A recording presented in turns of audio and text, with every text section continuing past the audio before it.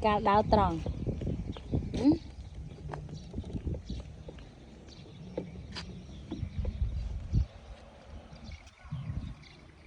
trên mặt cua bị khè đau tròn tiền nọ hia tao bắt ra nọ đau tao múc quýnh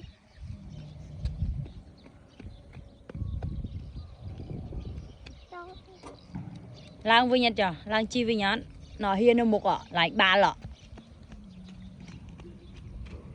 con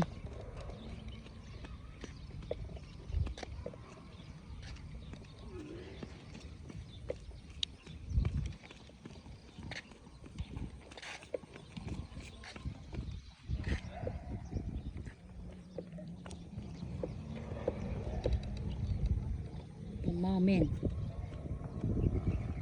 hia hey họ đua lắm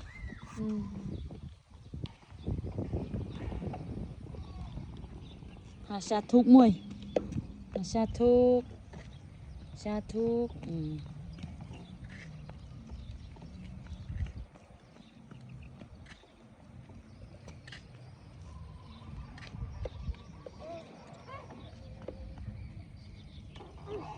nó con nọ hia tao bắt rồi nọ